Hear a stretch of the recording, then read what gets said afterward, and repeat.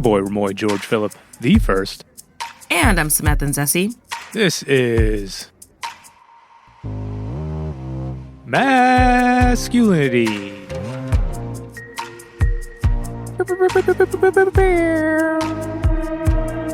The show that investigates the performance of masculinity in the world today, and you know we spell it with a hard K. So, Remoy. Yes, Samantha? You know what we haven't done in a while? Oh, pray tell. Surprise and delight me. Let's go. What have we not done in a while? I'm so excited. Oh, I bet you are. That's right. It's game time. You already know. Love me some game time. Just gets the best of me. Love it. So excited. Well, I'm glad you're excited because we're going to be playing a lot more of them from now on since I lost the spelling bee. We all have murder stories at spelling bees, man. They're not fun. Tell me about yours. Well, I was at the ACES conference earlier this month. For those of y'all who don't know, it's the Copy Editors Conference. I was there, and it's a bunch of great people nerding out about grammar and words with excellent career advice and a beautiful community. I just don't, copy editors maybe, I feel there's a conundrum here because language is fluid, guys. We know that. I mean, talk about the British and rules and society, and we're here to break and shatter them. So spelling bee kind of feels counterproductive. Maybe you're the real winner for losing. That's all I'm going to say. I highly doubt that.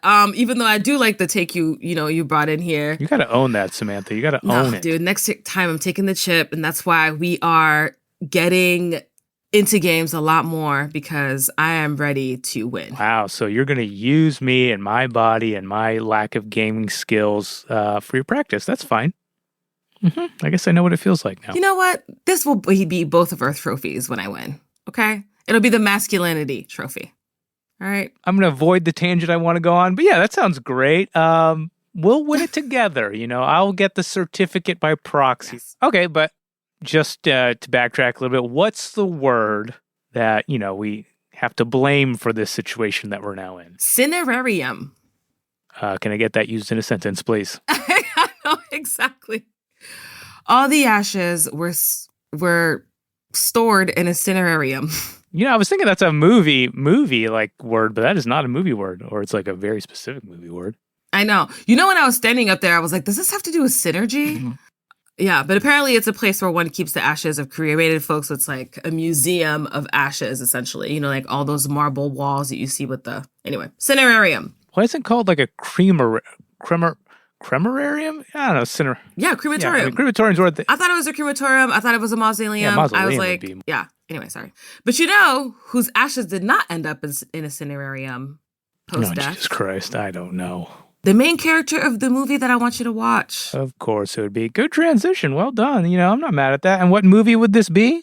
What game are we playing? Yep. You got it right. We're playing a game. That's for me to hint at and for you to figure out in our game coming up after the break. Nice. Curious about next-gen men?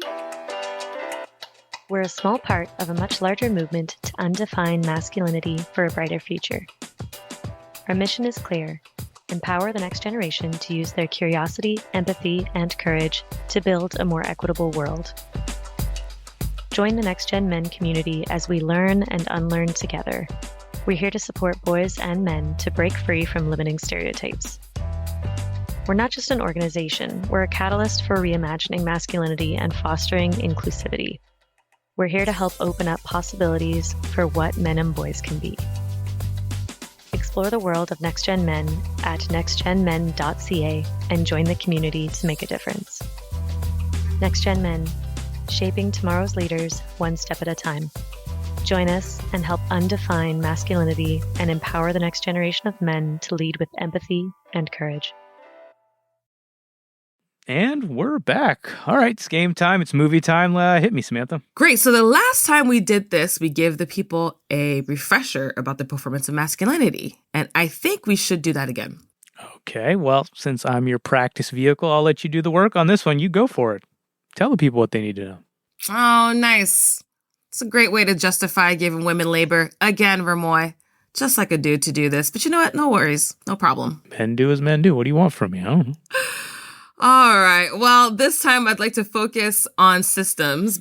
Yeah, I mean, it kind of sounds like in some way like examples of society and culture that we live in that's going to go back to that question that we always used to press on nurture versus nature and landing on the fact that it's more nurturing, right? Like the conditioning or something like that. 100%. It's really conditioned in us as women that our survival depends on a man providing for us and protecting us. And then for men, being masculine requires people to be under him that he can then provide for. And then if you don't fall into these two categories, like if you're queer or you're non-binary or you're gender non-conforming, it's not even room for you to consider. Yeah, which is totally absurd because it's just not two types of people or two types of experience in this like billions upon billions of people world that we live in presently or in the past or even in the future. So I just don't know how that even works. And this reminds me of my professor in college, Irene Gustafson. Wherever you are at, I hope you're well, because she posed this question about gender. She said, if, let's say, race, for example, is impacted by where you are, the family that you grew up in, the different movements and changes that there have been in the locale that you live in, if that all impacts the way that we think about race and ethnicity, then how can they not also impact someone's gender? How can we possibly fit into these two genders, right? And I thought that was really kind of a really astute way to say it. I had literally never thought about it before she said it. It hit me like a ton of bricks. So I saw this movie and I thought that these themes showed up with a nice degree of absurdism and humor. And I wanted to know what you thought about it. Well, you got to tell me what this movie is. Well, I can hint at what this movie is. Oh, okay, so this is the game. All right, fine. Let's do it. Yep, we're playing a little guessing game. So you know it. This is how the game works. I'll give you a few clues about different aspects of the movie, and at the end of this game, you'll be able to guess what the movie is. Simple enough, right? I think so. Let's do it. I'll prepare to not get too angry and lose. Let's go. All right, so this first set of clues is related to one of the themes in the movie that I want to talk about. Let's do it. So, clue number 1, you're into music now. So, what is the title of SZA's debut album? Am I? Aren't you? How am I supposed to know this? Okay, clue 2. A major reason why women's reproductive rights were taken away right here in this country.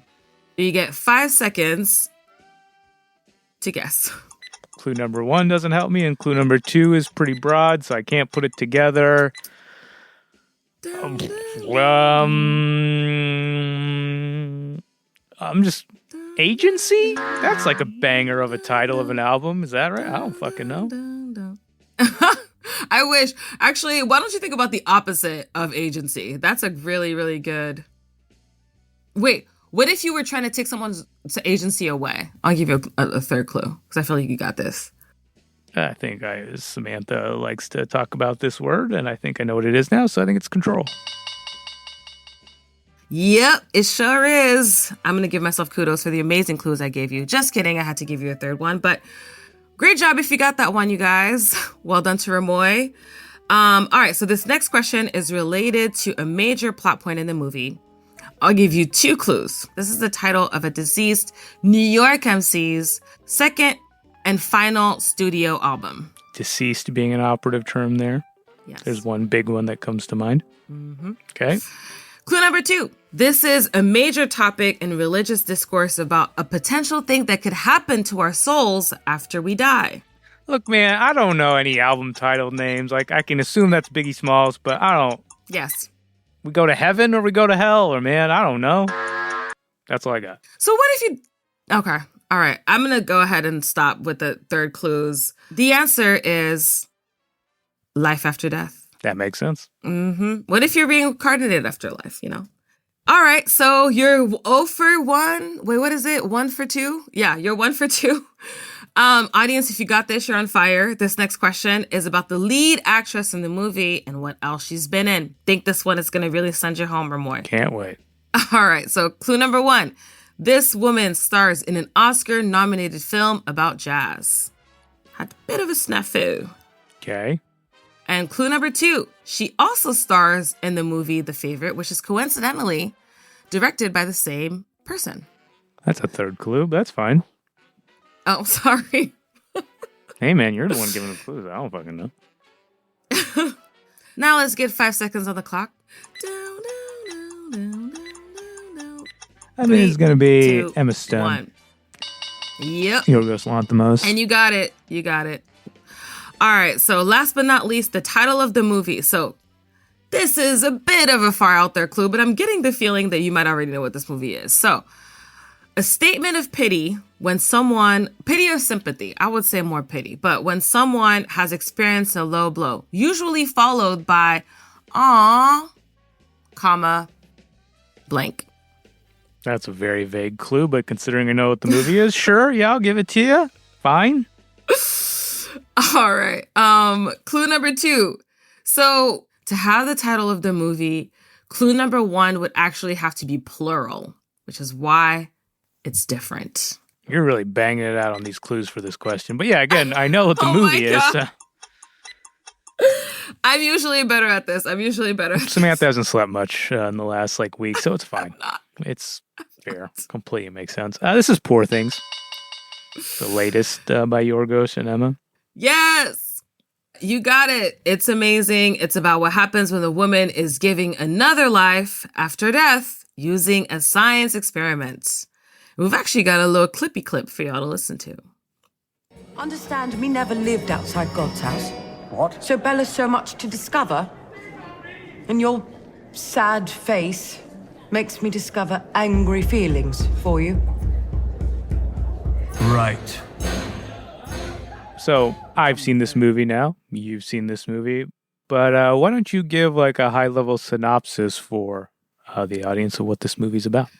In the movie, Emma Stone is Bella. She is the main character who dies at the beginning of the movie and then somehow gets found by this wildly experimental doctor who does all kinds of wacky stuff. And so he gets the brilliant idea to bring her back to life by putting the brain of her unborn child into her head.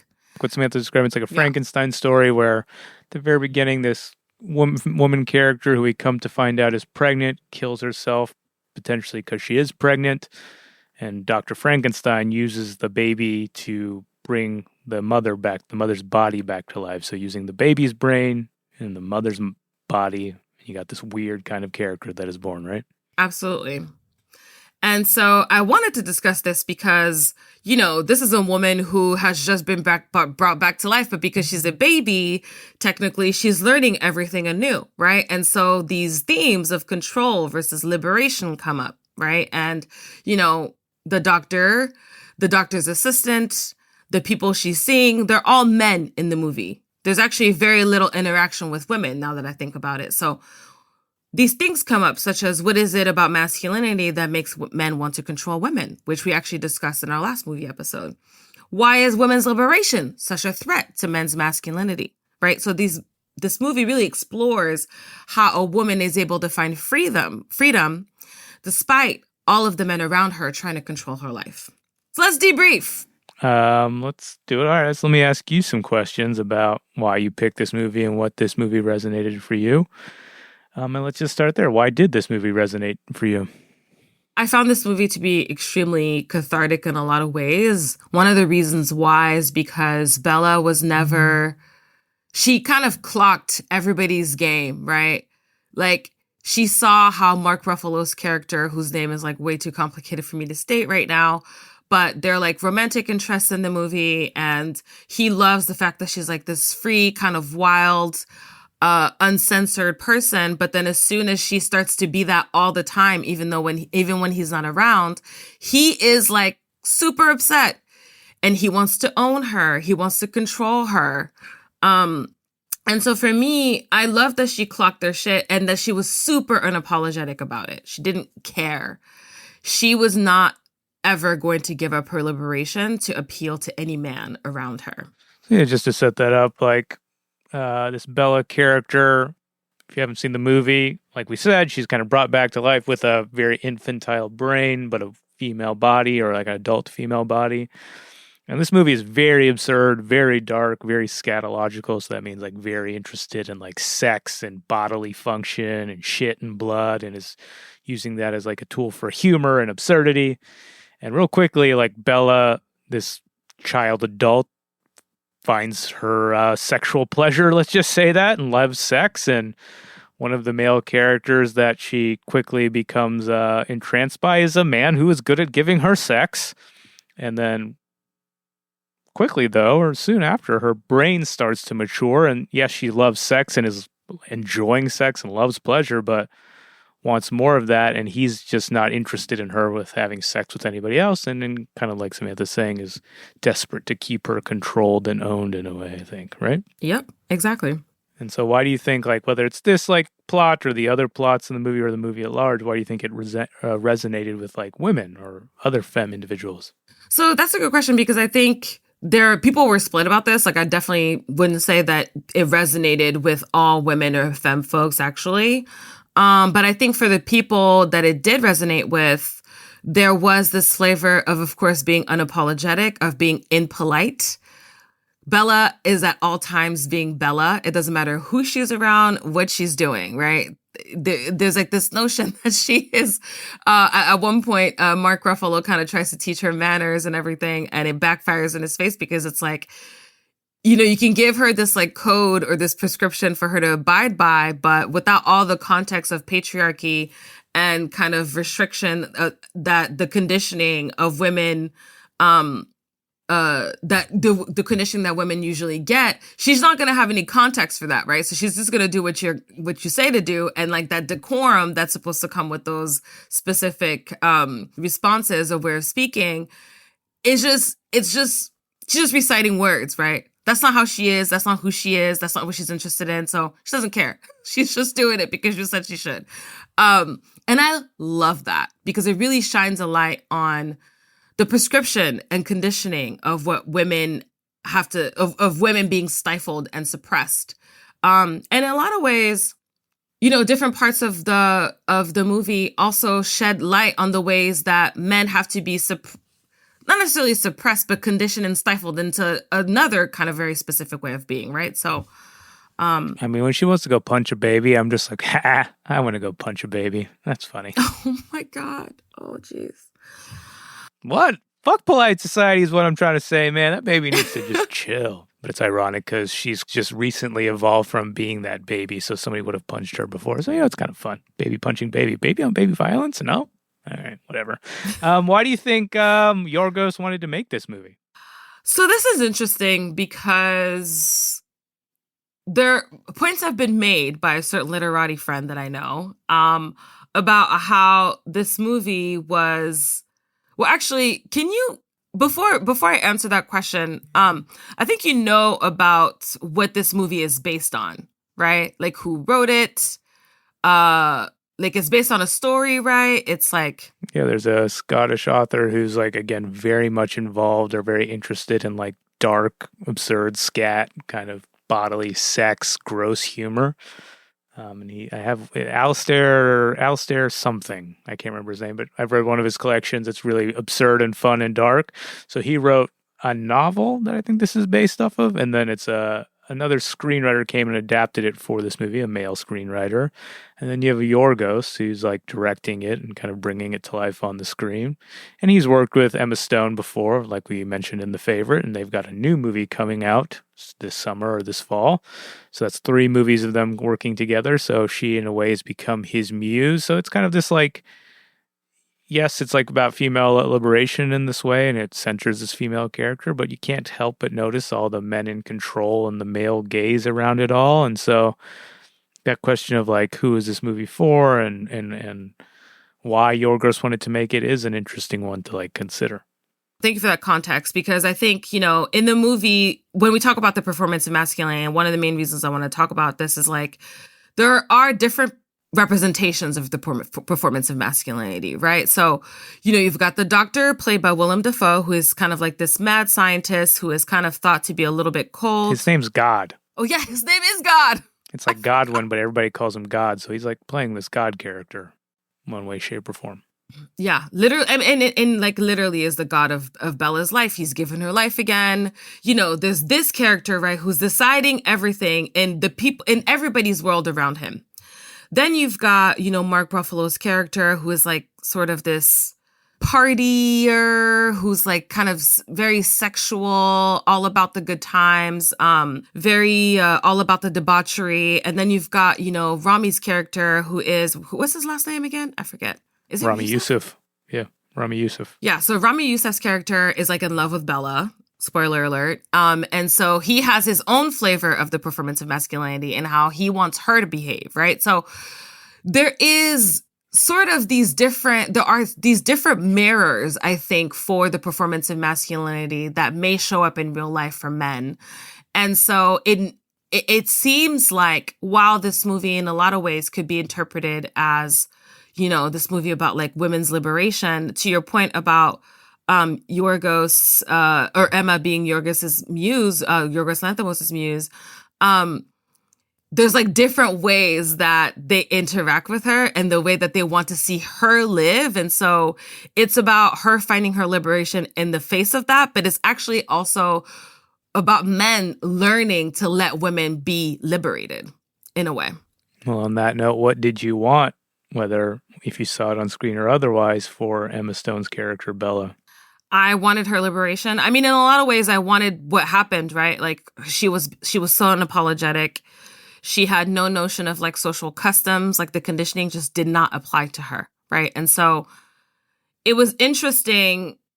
I mean, later on in the movie, there's kind of like a big reveal, and it was interesting to have kind of her character arc only change once she really kind of got a perspective, not because of she read a book. Is that what happened?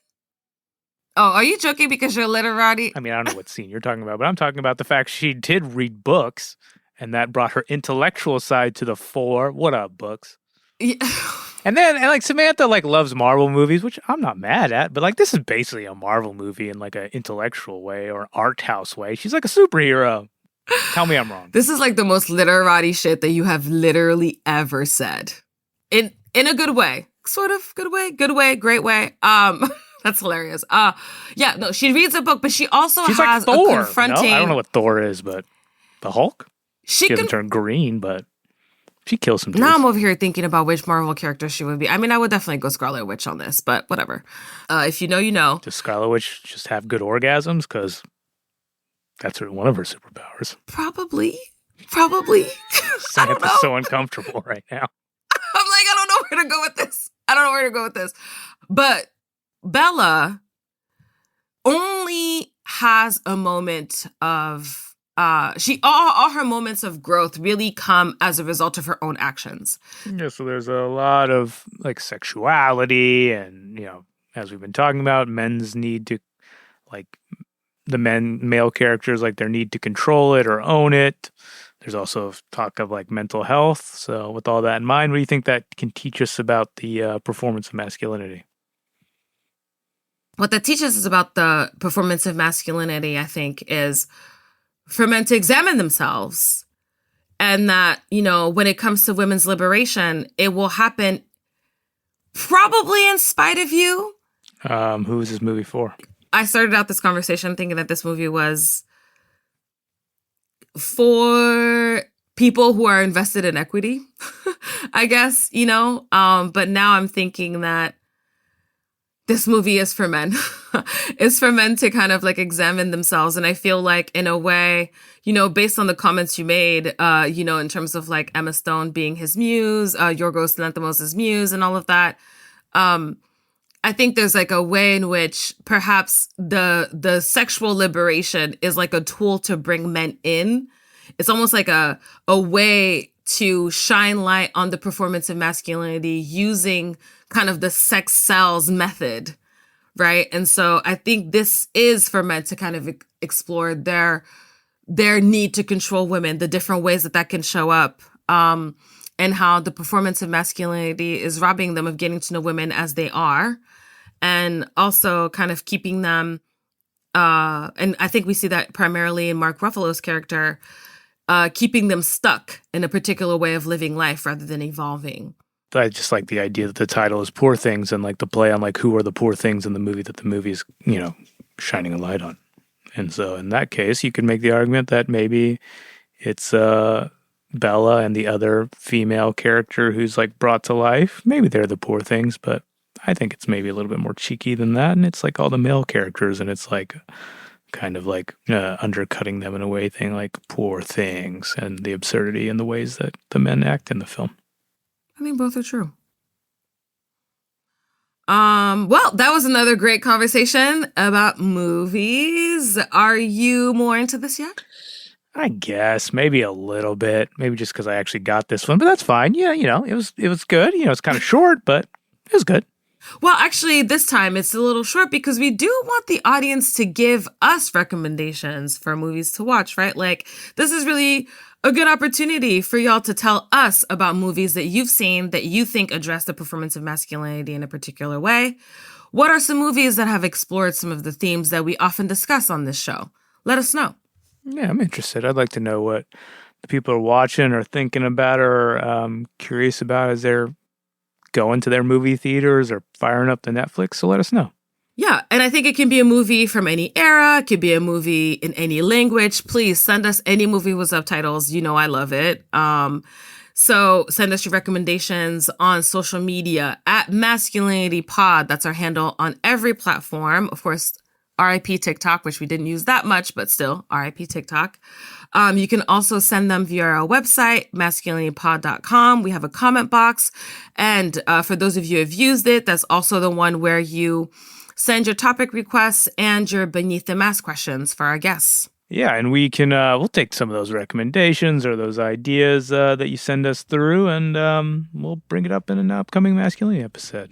And look, I don't say it that much, but I'd be a little excited for that, so make it happen, guys. A little excited. Stop the presses. Remoy has shown a hint. Let's pump the brakes. Calm down. Okay? A hint of emotion. So, it's cool. You can let that energy flow. I know that's a word that you champion and love. I'm not going to respond to that. That's fine. No, I'm in not all gonna of your take the bait. essays. You do whatever you want, dog. Say all the energies you want to, bruh. That's all on you. So if you love what you heard today, cause a nice little point of discussion or reflection for you, you can learn more about all of the work that we're doing at nextgenmen.ca. NextGenMen, of course, is our presenting organization, or our website, MASKulinityPod.com.